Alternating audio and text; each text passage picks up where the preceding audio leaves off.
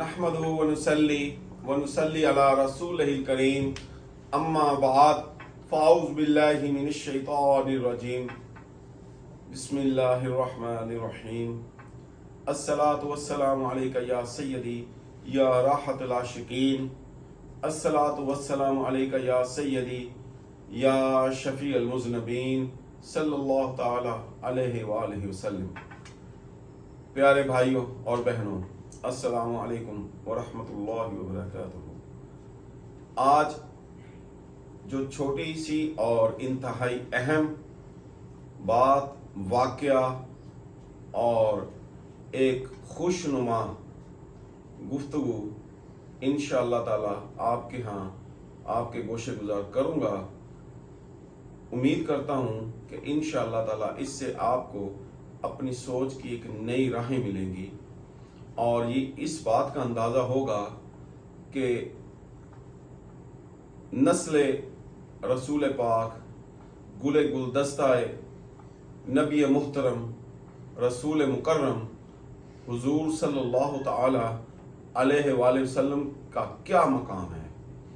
और इस मकाम को आम लोगों ने तो हमेशा ही साबित किया है, लेकिन बात जब बनती है कि ऐसी हस्तियां भी इस मकाम को अपने हकीकी अमल, कौल और फेल के साथ साबित करें, और वो हस्ती आज की वो हस्ती है कि जिसके बारे में आकाए दो जहां हुजूर नबी करीम सल्लल्लाहु ताला अलैहि व आलिहि वसल्लम ने फरमाया था कि अगर उमर किसी रास्ते पे जा रहा हो रजी अल्लाह ताला अन्हु, तो शैतान वो रास्ता छोड़ देता है।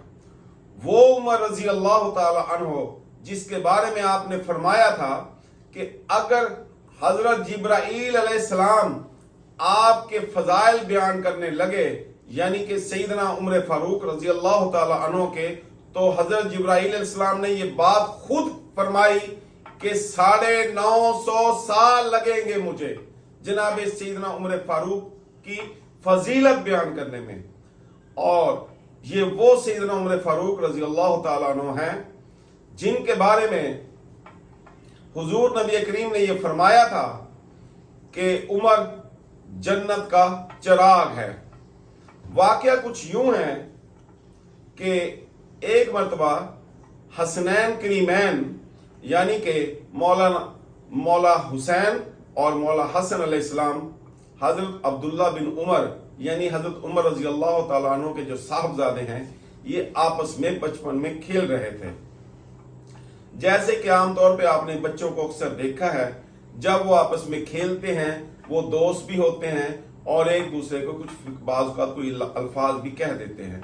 तो ऐसे ही खेलते खेलते किसी बात पर हसनैन करीमैन ने हजरत अब्दुल्ला बिन उमर रजी अल्लाह ताला अन्हु को ये कहा कि गुलाम इब्ने गुलाम, क्या कहा? गुलाम इब्ने गुलाम। इसका मतलब है कि तुम हमारे गुलाम और तुम्हारे वालिद साहब यानी कि सैयदना हजरत उमर रजी अल्लाह ताला अन्हु हमारे नाना जान के गुलाम। तो इस बात पे हजरत अब्दुल्ला बिन उमर रजी अल्लाह ताला अन्हु बड़े पशेमान हुए, रंजीदा हुए। जैसे बच्चे बचपन में एक दूसरे से नाराज भी हो जाते हैं, अपने दोस्तों से भी नाराज हो जाते हैं। तो हजरत अब्दुल्ला बिन उमर इस बात पर नाराज हुए और रोते हुए अपने वालिद गिरामी जो कि उस वक्त खलीफा वक्त थे हजरत उमर रजी अल्लाह ताला अन्हु के पास गए और जाकर ये शिकायत की कि अब्बा जान, मुझे आज हसन और हुसैन ने ये कहा है। आपने पूछा क्या कहा है?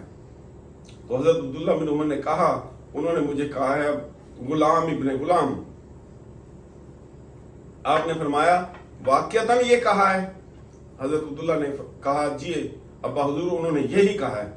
आपने अपने साहबजादे की उंगली पकड़ी, आपने कहा चले मैं उनसे पूछता हूं जाके आ। अब हजरत उमर खुद जा रहे हैं जबकि वो वक्त के खलीफा भी हैं। जब वो हसनैन करीमान के पास पहुंचे तो आपने बड़ी शफ़क़त से उन्हें प्यार किया, उनके सर पे हाथ फेरा और उनसे पूछा कि मेरे बेटो, मेरे बच्चों, آپ نے کیا کہا تھا عبداللہ بن میرے بیٹے عبداللہ کو؟ تو آگے سے امام حسن اور حسین نے یہ فرمایا کہ جی ہم نے ان کو یہ کہا تھا چچا جان کہ تم غلام ابن غلام ہو۔ تو حضرت عمر رضی اللہ تعالیٰ نے کہا کہ کیا تم اپنی اس بات پہ قائم ہو؟ ظاہر ہے وہ اس بات سے پیچھے ہٹنے والے نہیں تھے، کیونکہ جن کی رگوں میں حیدر کرار کا خون ہو، جن کی رگوں میں حضور سیدنا نبی اکرم رسول مکرم حضرت محمد صلی اللہ تعالی علیہ وآلہ وسلم کا خون مبارک رگوں میں دوڑتا ہو، تو وہ اپنی کہی ہوئی بات سے کبھی بھی پیچھے نہیں ہٹتے۔ تو جب انہوں نے کہا جی چچا جان ہم نے کہا ہے، تو آپ نے فرمایا بیٹا ایک کام کیجئے، یہ کاغذ اور پینسل میں ساتھ لایا ہوں، آپ یہ الفاظ غلام ابن غلام اس کاغذ پر لکھ دیجئے۔ لہذا بچوں نے لکھ دیا۔ جب لکھ دیا تو حضرت عمر واپس آئے اور اپنے اسی بیٹے کو نصیحت کی کہ بیٹا جب میں فوت ہو جاؤں اس چٹھی کو میری قبر میں کفن کے ساتھ میرے سینے پہ رکھ کے مجھے دفنانا۔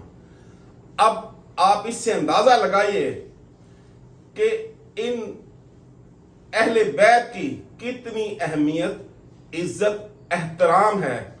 یہ بات روز روشن کی طرح واضح ہے کہ اگر کسی نے بغض اہل بیت رکھا تو اس کے تمام اعمال غارت ہو جائیں گے۔